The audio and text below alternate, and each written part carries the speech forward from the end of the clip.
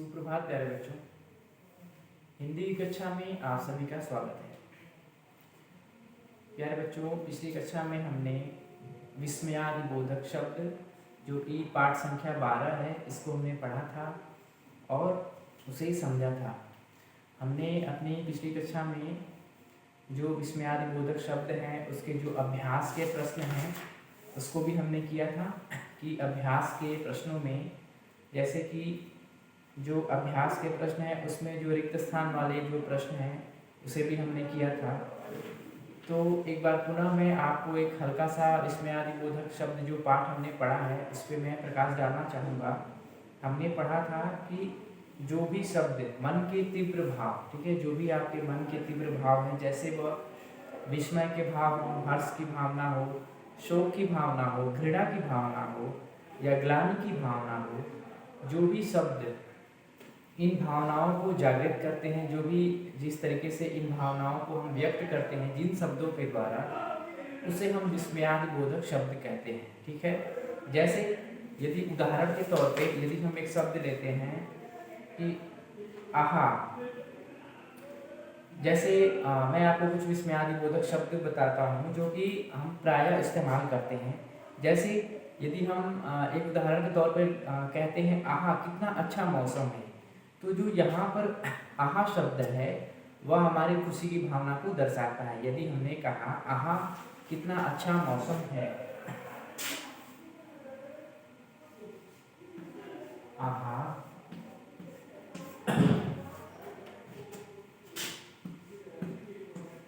कितना अच्छा, कितना अच्छा मौसम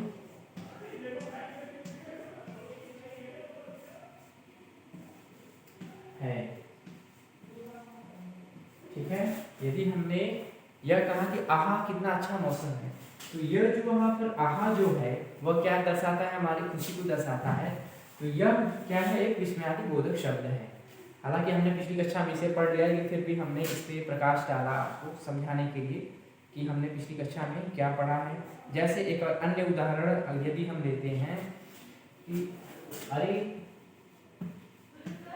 अरे वह चला गया, वह चला गया। ठीक है, तो यहाँ पर जो अरे शब्द है, अरे, वह अरे क्या दर्शाता है, वह हमारे आश्चर्य की भावना को दर्शाता है, विस्मय की भावना को दर्शाता है। इस प्रकार से हम यह कह सकते हैं कि जो यहाँ पर अरे शब्द है वह क्या है, विस्मयादिबोधक शब्द है। हालांकि हमने पूरी अभ्यास के प्रश्न को भी हमने कर लिया था, लेकिन हमने हल्का सा ऐसे प्रकाश डाला। अब हम पढ़ते हैं अपने जो अगला आज पाठ हमको जो पढ़ना है,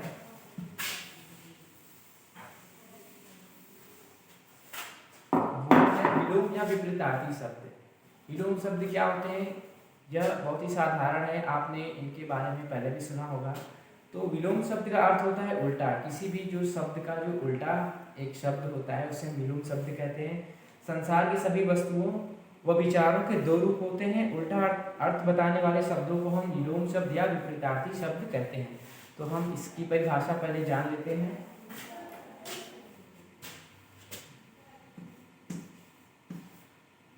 विलोम शब्द का, विलोम शब्द का अर्थ है, विलोम शब्द का अर्थ है उल्टा, उल्टा। ठीक है, उल्टा। संसार की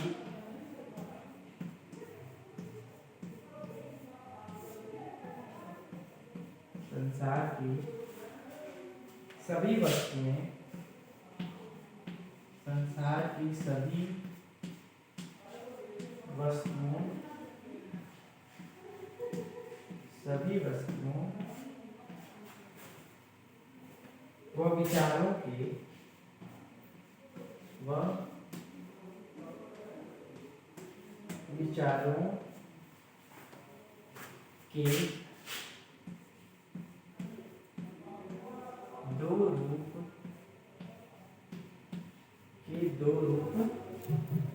होते हैं।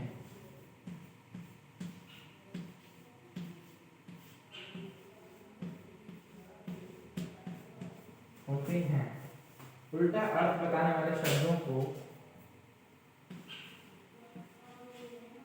उल्टा अर्थ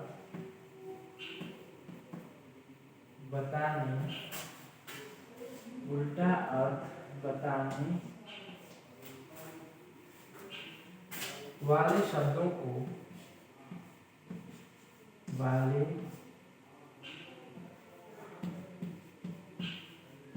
शब्दों को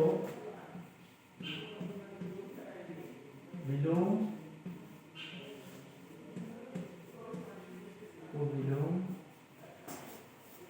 या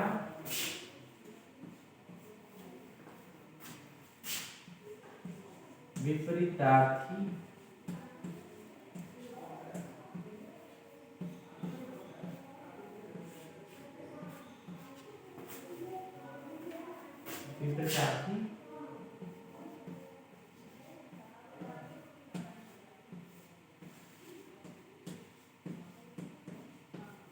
विपरीतार्थी कहते हैं। ठीक है, तो ये बहुत ही साधारण सा, समझने में तो बहुत ही साधारण है, लेकिन फिर भी इसकी यदि परिभाषा आपको बतानी हो, यदि इसे परिभाषित करना हो, तो ये इसकी उचित परिभाषा है कि संसार के जितने भी वस्तुएं हैं या फिर चाहे वो विचार हों, उनके दो रूप होते हैं। तो कभी भी जो उल्टा अर्थ बताते हैं, जो शब्द उनका हमको उल्टा अर्थ बताना हो, तो उसे हम कहते हैं विलोम शब्द। जैसे उदाहरण के तौर पे हम कह सकते हैं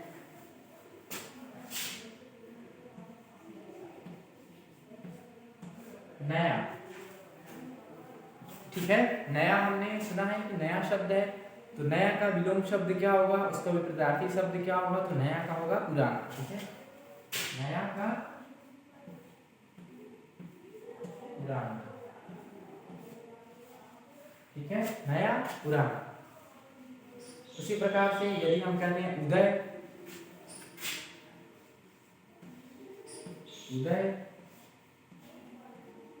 उदय का क्या होता है, उदय सूर्य उदय, जैसा हमने सुना है कि उदय मतलब किसी चीज का उगना, सूर्य उदय। जैसे हम एक शब्द को सुने हुए हैं, अक्सर सुनते हैं उदय का अस्त।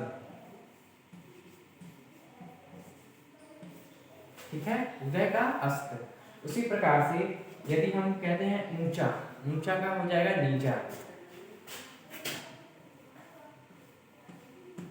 ऊंचा, ऊंचा का ऊंचा यानी नीचा। ठीक है, तो इस प्रकार से हम ये कह सकते हैं कि विलोम शब्द यानी विपरीतार्थी शब्द वे शब्द होते हैं जो किसी भी शब्द का उल्टा अर्थ बताते हैं।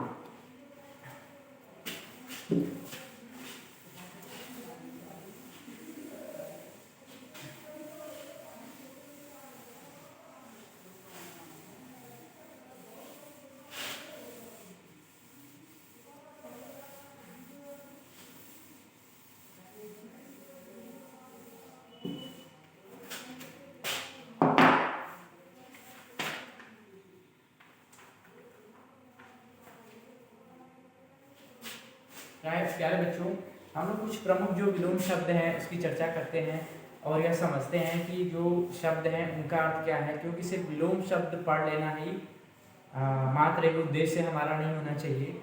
जो शब्द हैं उनका अर्थ क्या है, उनका वाक्य में प्रयोग कैसे होता है, उसके बाद उसका विलोम शब्द जो है उसका क्या अर्थ है और उनका वाक्य में प्रयोग क्या है, इसे भी जानना बहुत ज़रूरी है। तो कुछ प्रमुख विलोम शब्द की चर्चा हम यहाँ पे करने जा रहे हैं, उसे हम लिखेंगे और उसको समझेंगे।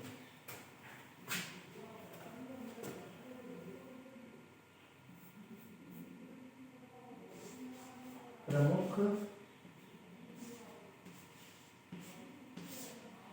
विलोम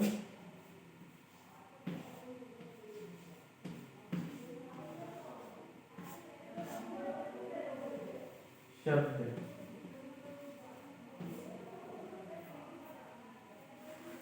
प्रमुख विलोम शब्द।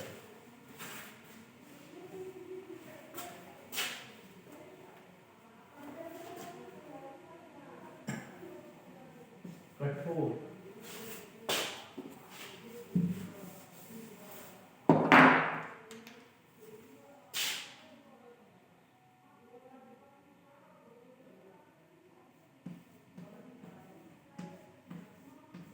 कठोर, कठोर का क्या होता है? कोमल, ठीक है। प्रशंसा, प्रशंसा,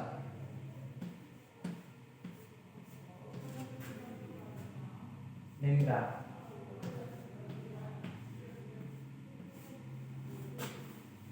उचित,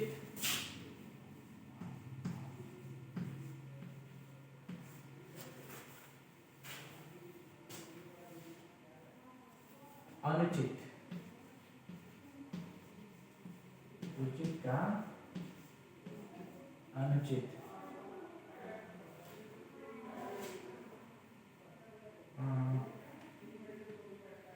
पवित्र, पवित्र का होता है अपवित्र, अपवित्र, ठीक है। कपूत का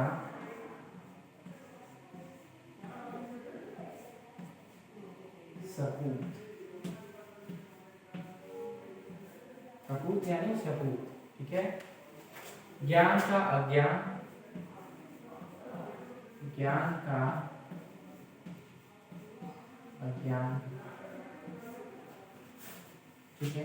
जैसे ऐसे बहुत सारे उदाहरण हैं जिसको आप जान सकते हैं, जो आपकी पुस्तक में भी दिया हुआ है। लेकिन देखिए, जैसे कठोर है तो हमें कठोर का अर्थ भी और उसका वाक्य प्रयोग भी आना चाहिए।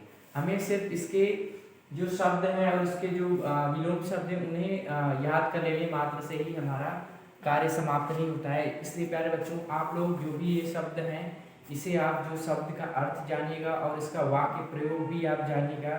उसे वाक्य प्रयोग में करके देखिएगा कि इसका वाक्य में प्रयोग किस प्रकार से होता है। जो कठोर शब्द है, प्रशंसा शब्द है, उचित शब्द है, पवित्र शब्द है, ये तो काफी सरल और साधारण से हैं। हाँ, कपूत और सपूत, कपूत जैसे सपूत एक ऐसे पुत्र को कहते हैं जो कि किसी अपने माता पिता के लिए वो आज्ञाकारी हो, वो उसके अच्छे विचार हों, उसके अंदर अच्छे गुण हो, वो माता पिता की सेवा करे, अपने से बड़ों का आदर करे, सम्मान करे, उसे हम सपूत कहते हैं। उसके विलोम में यदि कोई कपूत है, कपूत का अर्थ यह है कि वह आज्ञाकारी नहीं है और वह उसके अंदर दुर्गुण है, उसके अंदर अच्छे गुण नहीं है, वह परिवार के लिए समर्पित नहीं है, उसके अंदर जिम्मेदारी की भावना नहीं है, उसके अच्छे विचार नहीं है, उसके अच्छे संस्कार नहीं है, ठीक है। तो ये तो काफ़ी सरल है। कुछ विपरीतार्थक क्रियाएं हैं, उसको भी हम देख लेते हैं।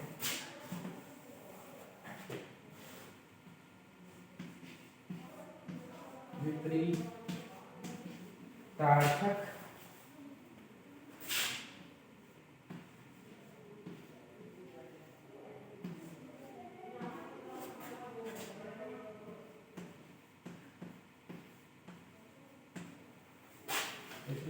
क्रियाएं, ठीक है। तो विपरीतार्थक क्रियाएं मतलब क्रिया के बारे में हम लोग व्याकरण के अपने अध्याय में पढ़ चुके हैं कि जहाँ पर भी जिस भी वाक्य में हमें किसी कार्य के होने का बोध होता हो, ठीक है, उसे हम क्रिया कहते हैं। तो ऐसी सारी क्रियाएं जो हम अभी इसको चर्चा करेंगे, जिसके कोई शब्द है तो उसका विलोम शब्द क्या होता है, क्रिया क्या होता है, ये आप सभी लोग को अच्छे से पता है। क्रिया क्या होती है? जहाँ पर भी किसी भी कार्य के होने का बोध हो, किसी कार्य के संपन्न होने का बोध हो, उसे हम क्रिया कहते हैं। जैसे हंसना, खेलना, दौड़ना, घूमना, गाना, जगना, पढ़ना, लिखना, ये सारी क्रियाएं हैं जिनका प्रायः की वाक्यों में प्रयोग होता है, ठीक है। तो ऐसी कुछ क्रियाएं हैं जिनके कुछ विलोम शब्द हैं, इनकी चर्चा हम करते हैं, उन्हें हम लिखते हैं, ठीक है। तो हंसना,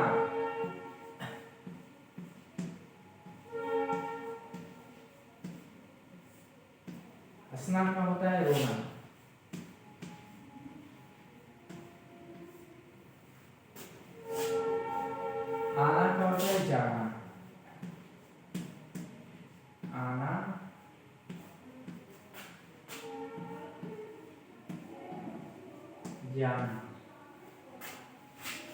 उठना का बैठना, उठना का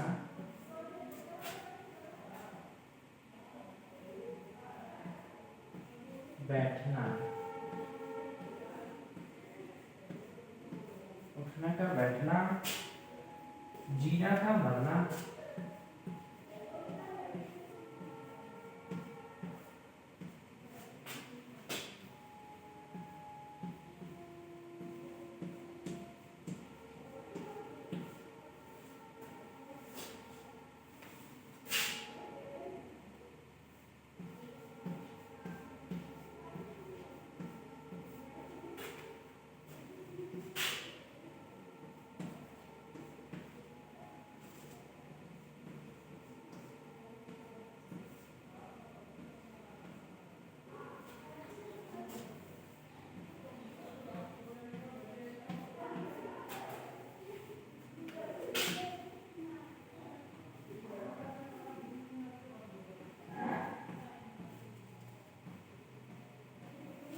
लेना का देना। ठीक है, ये सारी क्रियाएं हैं।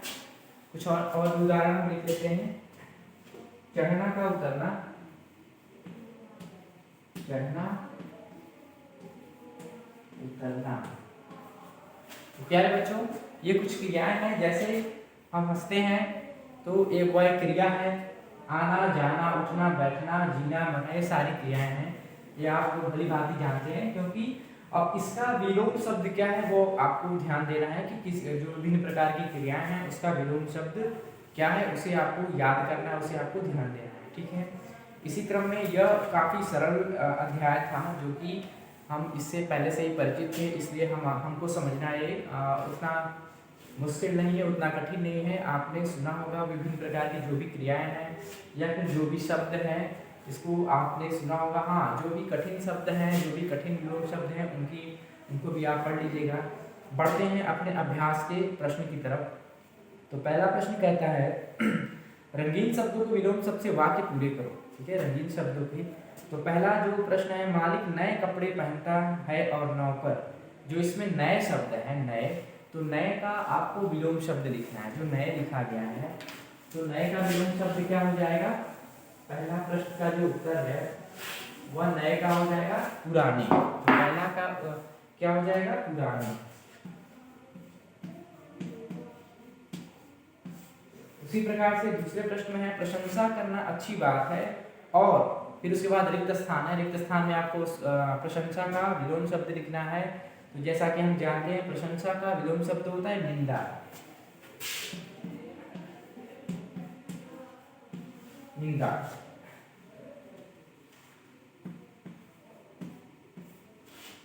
ठीक है, उसी प्रकार से तीसरा प्रश्न है, सूर्य के उदय और उजाला होने पर उजाला होता है और रिक्त स्थान है, उसमें आपको भरना है। तो उदय का जो विलोम शब्द है वह हो जाएगा अस्त। उदय का हो जाएगा अस्त, और जो दूसरा है उजाला का हो जाएगा अंधेरा।